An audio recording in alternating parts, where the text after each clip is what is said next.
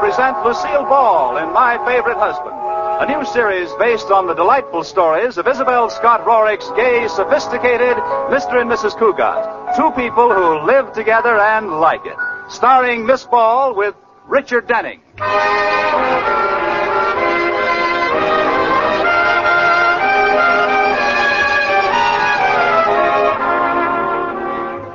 Now, let's drop in on the Cugats and see what they're doing. It's morning, and Liz has just sat down to breakfast. George is still upstairs getting dressed.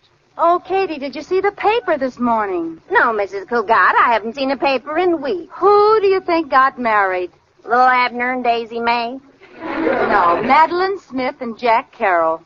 She always did want to be Madeline Carroll. Well, so did I, but I never got nearer than Marjorie Main. Oh, you don't understand, Katie. This is my marriage. It is? Yes, I introduced them, I invited them to parties together, and I loaned her money for a new dress on the night I decided he should propose. And now they're married. Congratulations, Mrs. Cugat. Thank you. I deserve it. Do you think they can manage the honeymoon all by themselves? Well, I guess I do sort of arrange things a lot, don't I, Katie? But I can't help it. I love to help a girl get a man. You know, it drives George crazy. He says I'm always teaching some mouse to build a better man trap. Oh, that's a good one. Say, I wonder what's keeping Mr. Cugat this morning. Don't know why he should take so long to shave. He has a real sharp blade in the razor. I know because I use it to scrape some chewing gum off my shoe. Oh, here he comes now. I'll go get his coffee. Well, good morning, George, darling. Oh, you know me. I didn't think you'd recognize me behind all this adhesive tape. Why, I'd recognize my little husband any place. Ooh, you smell nice, George. What do you have on your face? Yardley's aftershave? No, Wrigley's Juicy Fruit. Now, don't blame me, George. You cut yourself every morning. You ought to get some blue serge Band-Aids to match your suit. That's very funny. My, aren't we grumpy this morning? Well, I have reason to be. Yesterday, the teller at the bank told me you were overdrawn $50. That's the trouble with those tellers. They're always telling somebody something. Well, what about it? No wonder they put them in cages. Now, come on. Liz, I can't think of any reasonable explanation for your being overdrawn. Neither can I. And I've been trying to think of one longer than you have. Now, I don't want to suggest anything radical, but suppose you just tell me the truth. Say, I never thought of that. Huh. All right, George. I loaned the money to Madeline Smith to get a new dress and hairdo so her boyfriend would propose. Oh, why don't you stop meddling in people's affairs, Liz? Must you be an incurable matchmaker? But I want everybody to be married. Why? Isn't there enough suffering in the world? You don't mean that, George Cugat. I want everybody to be as happy as we are. Well, that's sweet of you, dear, but not all couples are capable of the kind of happiness we know. Oh, what do you mean? Well, I mean that our happiness has come about because of one wonderful person. Oh, George. One person who is tolerant of little human faults, who is understanding, sweet, considerate. And beautiful? Absolutely. Who is it, George? Me. Oh, George. Come on, Liz, I'm late for the bank. And listen, will you promise to watch your bank balance? Oh, don't worry. I'll take care of that $50 I'm overdrawn. I'll send them a check for it. Oh. Look, I'll handle the money. You just concentrate on staying out of other people's affairs. Stop giving people advice on things you know nothing about. All right, George, I promise. Now, who can that be? Oh, it's Sally Hopkins. I saw her through the window. Uh-oh, wait a minute. Let me sneak out the back door. Now, George, Sally's a very sweet girl. Yeah, I know, but I do something to her. All she does is look at me and go, tee. Well, she's adolescent, that's all. Well, let her in. We'll have one of our usual brilliant conversations. Hello, Sally. Hello, Mrs. Cugat. Good morning, Sally. Goodbye, Sally. I'll be home for dinner, dear. Oh, gee, you're lucky, Mrs. Cugat. Mr. Cugat is so super. He's so much more worldly than the boys I know, like Corny Jones or Icky Williams. Well, I should hope so. He's a little older, too. Oh, I know. He's middle-aged. What? Oh, he must be pushing 25. Oh, yes, he's pushing 25, all right. In fact, he's pushed it almost all the way to 40. What's on your mind, Sally? Mrs. Cugat, I have a problem. I need your advice. Oh, Sally, I'm awfully sorry, but I promised George I wouldn't advise people on things I don't know anything about. But I wanted to know about men. How do you like that? You hit my specialty. Tell me the secret, Mrs. Cugat. How do you get that certain something like you have? Why, Sally, how would a girl your age know if I had that certain something? I can tell by the way my mother looks at my father when my father looks at you. Well, don't worry, Sally. You'll have it when you get to be my age. I suppose you think I'm pushing 25, too. Oh, no. A woman can always tell another woman's age. Next question. Mrs. Cugat, please, tell me everything you know about men. All right, Sally. Men are divided into 3 types: husbands, fiancés, and go-get-him girls. Well, how can you tell them apart? Easy, by the way they open the door to let you out of the car. Oh, really? Yes. The bachelor walks around the car and opens the door for you. The fiancé reaches across you and pushes the door open from the inside. And the husband gets out, stands on the sidewalk, and says, "Well, we haven't got all night." Well, that's wonderful to know, Mrs. Cugat, but I wanted to speak to you about one particular man. Jimmy Matthews. Oh, he's really something, huh? Something? He's really terrific, sensation, coloss. You know what I mean? Oh, but Nat, she's a pash. Jimmy has red hair, big sad eyes, and floppy ears. He looks just like Gregory Peck. He sounds more like Lassie. Well, what seems to be your problem, Sally? Oh, there's a keen party tomorrow night, and Jimmy hasn't asked me. Well, Sally, if you really want Jimmy to ask you, make him jealous. Tell him you already have a date with someone else. Oh, that's a wonderful idea. But there's nobody left. Well, how about those 2 boys you mentioned, Icky and Sticky? And... Corny and Icky? Oh, no. Icky's too corny and corny's too icky. Besides, they both have dates. Well, be resourceful, Sally. Make up a name, any name. Jimmy'll never know the difference. But I couldn't do that. That would be lying. You don't ever lie to a man. Do you? Sally, the world is populated by 2 kinds of women. Liars and old maids. Look, you'll never really have to have a date with him. Just say you do. Oh, gee, you're a lifesaver, Mrs. Cugat. Well, now run along, Sally, and let me know how it all comes out.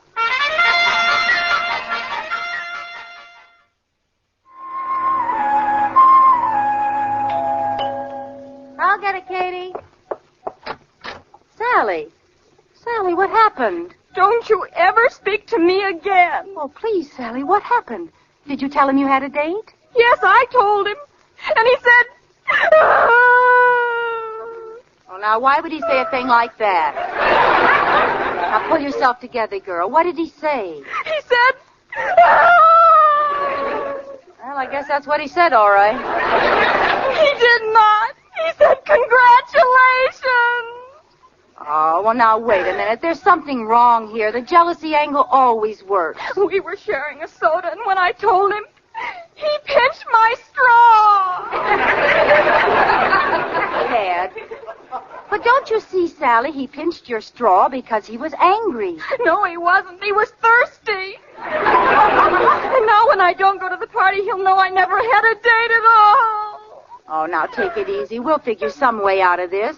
Who did you tell him you had a date with? I told him the first name that came to my mind. What was it? George Cugat. George Cugat? Oh, Sally, I ought to pinch your straw. I'm going to be an old maid, and it's all your fault. Well, I guess it is my fault, Sally. But I'm not going to let you down. Now, you'll have your date. Who is? I can't go with Icky or Corny. You're going with Smoothie. Smoothie? I never even heard of him. I'm talking about the smartest date on the block, Smoothie Cugat. What have you got to say to that?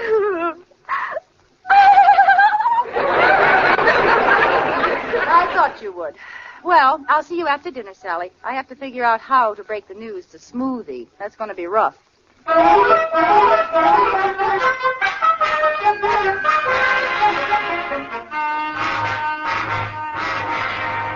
Katie, that was a wonderful dinner. Gee, I hope I got George in a good mood. Mrs. Cugat, you don't mean you haven't told him about his date with Sally yet? No, I'm going in and break it to him now. Wish me luck. George, darling, how are you feeling? Huh? Oh, fine. Just the same as when you saw me 2 minutes ago. Oh, George, would you like me to get you a cigar? No, thanks. I rarely smoke 2 cigars at once. Oh, I didn't notice. Get one for yourself, though, if you like. No, thank you. Don't read, George. Talk to me. Oh, let me finish the paper. No, talk to me now. I want to sit on your lap. There. Great. There's nothing I like better than a newspaper that's been sat on. Kiss me.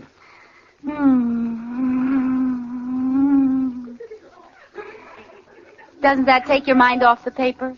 What paper? That's better. Gee, it's nice sitting here on your lap, George. You know, you've got the nicest lap in the whole world. Where'd you ever get it? Sears Roebuck. Oh, you're cute. Hold me tight, George. Tighter. Tighter. Oh, but Liz. Go on, pretend I'm a champagne bottle and pop my cork. Now, wait a minute, Liz. I'm not this attractive. Now, what's on your mind? Oh, you're so smart. I thought so. Okay, let's have it. Well, George, poor little Sally Hopkins was over here this morning, and she couldn't get a date for the party tonight. So I got her one. Liz, I told you not to mess around in other people's affairs. What are you laughing at? Oh, that's such a dirty trick to play on anybody. You mean you really palmed that giggling goon off on some poor sucker? Yeah. Oh, boy, I'd like to hear what he says when he finds out what he's stuck with. You will. Oh, that's the funniest thing I ever heard. Who is it?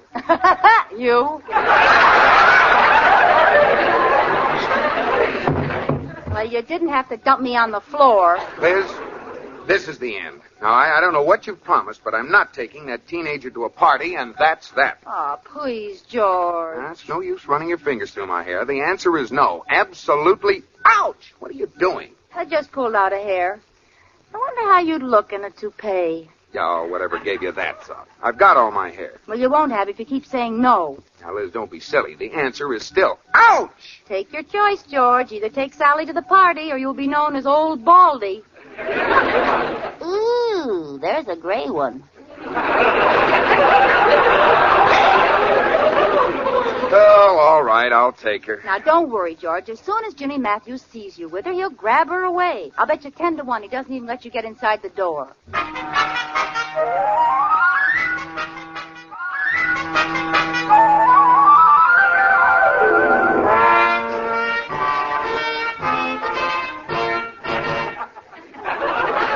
Gosh, Mr. Cugat, isn't this a keen party?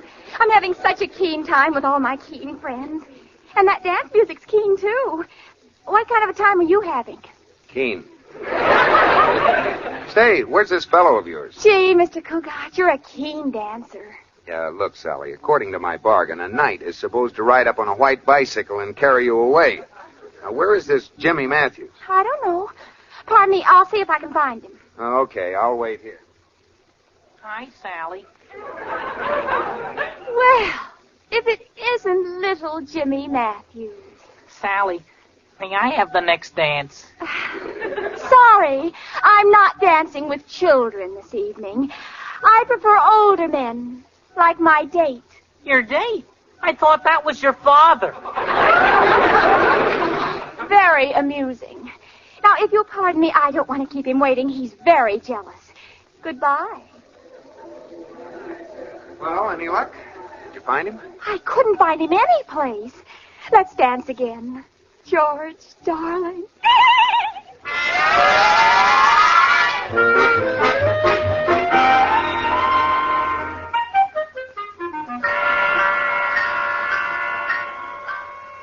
What time is it, Katie? Almost 10 o'clock. That's funny. George should have been home long ago.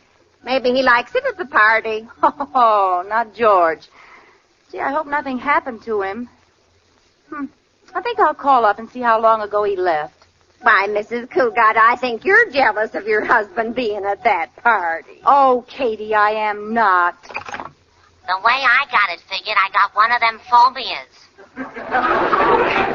Oh, darn it, that character's on the party line again. I get scared to death when I get up in high places. What have I got? Hydrophobia? Oh, why can't we get a private phone every time I want to call Lena the hyena's on the line? Are you sure you're not jealous? Oh, Katie, will you stop with that nonsense? I'll try it again. Ah, nobody's on it. Where's the dial tone? Hello, big ears. It's you. Are you using this phone? No. I'm just holding it to my head so my ear won't get cold. Well, I wish you'd get off. I want to use it. I got rights, big ears. I happen to be talking on this line. I don't hear anyone talking on the other end. Of course not. The doctor's just listening. I'm being psychoanalyzed, hey. Now I've heard everything. She's being psychoanalyzed, hey. This I gotta hear. And every night I dream about Joe DiMaggio, Doctor. I dream he picks me up and swings me around. What does that mean? Joe DiMaggio picks me up and swings me around. It means you look like an old bat. Bessie Budinsky's back again. Butt out, you. Now, let's see, Doctor. What else was there to tell you? Oh, yeah, Doctor. I meant to tell you I won't be able to pay you anymore, hey. Hey, I didn't say that. Dr. Lassvogel. He hung up. Ha, ha, ha. I ought to scratch your eyes out. Where do you live, huh? Wouldn't you like to know?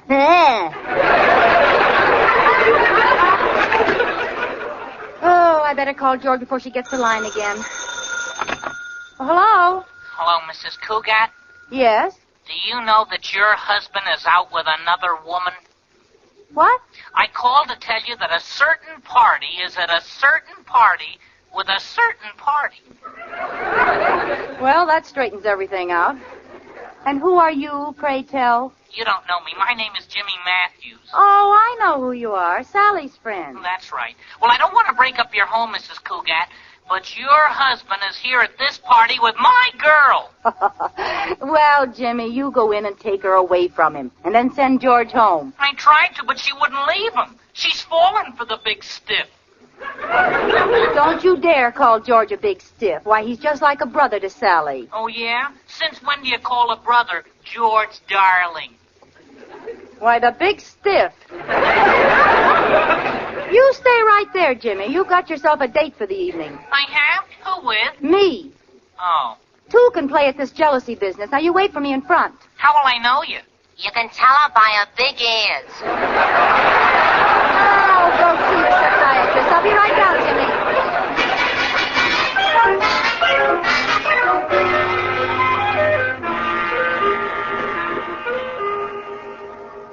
Hey, Jimmy, what you doing out here on the porch? Oh, hi, Icky. I'm waiting for somebody. Boy, what a mess. First, I haven't got a date at all. Now I got a date with some middle-aged spook. Oh, gosh. Who is it? Mrs. Cugat, the wife of that old man who's in there teaching everybody the bunny hug. Oh, he's teaching them something called a Charleston now. Uh-oh, here comes somebody. Oh, it's probably the old man. Boy, would you look at that? Well, the whistler. Are you waiting for me? I sure am. Hey, Icky, if Mrs. Cugat comes, tell her I couldn't wait. Why don't you tell her yourself, Jimmy? How'd you know my name is Jimmy? Because my name is Mrs. Cugat. Oh, well, we don't have to be so formal. What's your first name? Mrs. Cugat. I guess she told you, Jimmy. Never mind, Dickie. Let's go in and dance, baby. Baby? Now, let's get one thing straight, Jimmy. I'm old enough to be your sister. Now, come on. Let's go in and find Sally and George, darling. If you don't want to dance with Jimmy, how about me? Dreamboat? Oh, are you corny? No, I'm Icky. Corny's inside. Sorry I started it. Come on, Jimmy. We'll go and take care of our little problem. Hey, there they are over there, sitting on the sofa with their backs to us. Quiet now. I want to hear what they're saying. Oh, it was wonderful the way you taught everyone to dance, George. Oh, it was nothing Arthur Murray couldn't do. Oh, brother. He's the only man Arthur Murray ever gave his money back to. Oh, it was wonderful. You're so smart. You're smarter than Dr. IQ. Give that lady a box of Snickers. Liz! Mrs. Cugat. I'm going to push that lady off the balcony, Doctor. Here's somebody to see you, Grandpa. You kids better run along. Grandpa has some explaining to do to Grandma. But George was going to be my partner in the Big Apple. That's where he belongs, in a big apple, the worm. Liz, why are you so mad at me? The whole thing was your idea. Well, you didn't have to be so enthusiastic about it. I've heard what's going on here tonight, George, darling. Well, whatever you heard is a lot of nonsense, isn't it, Sally? Yes, George, darling. That does it. Oh, Liz, you're being ridiculous. All the people are watching. I don't care. Well, I do. Care to dance, Sally? I'd love to, George. Hey, everybody, attention. We're going to play post office. Post office, George. Do you know how to play post office, Mrs. Cugat? Know how? When I was your age, they used to call me Jim Farley. Now sit down, everyone. Now the closet will be the post office, and I'll go first. Icky Williams has a letter for Janie Wilson. Oh, come on, Janie, into the closet. Well, they're taking long enough. Wow.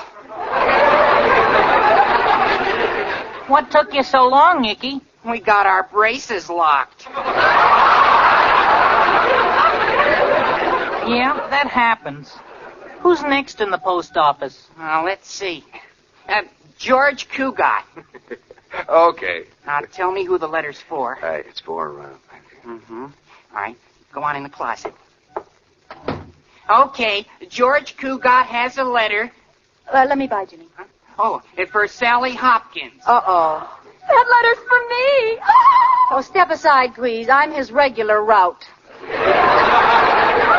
But he sent for me. That letter's been returned for insufficient postage. But that isn't fair. If I don't go in, he'll be disappointed. Don't worry. If he's expecting a penny postcard, he won't be disappointed with an airmail special delivery.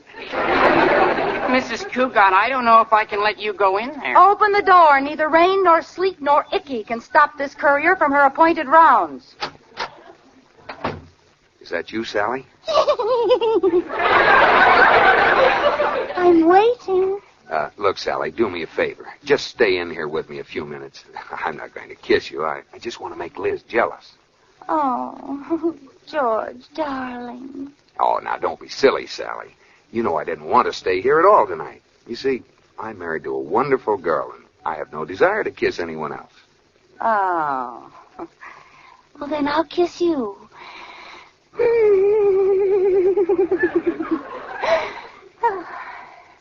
You shouldn't have done that. Do I kiss better than your wife? I can't tell. Kiss me again, and I'll tell you. Why, George Cugat. I knew it was you when you kissed me, Liz. You did? Sure. Oh, George, you're wonderful. No, don't go out yet. I have a whole slew of letters to mail.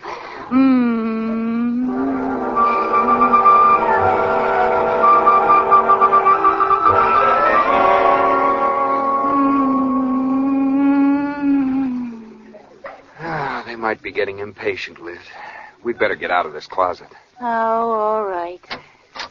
Okay, you want to send the next letter? Hey, Where is everybody? Oh, George, the party's over. Everybody's gone home. Come on, let's get back in the closet.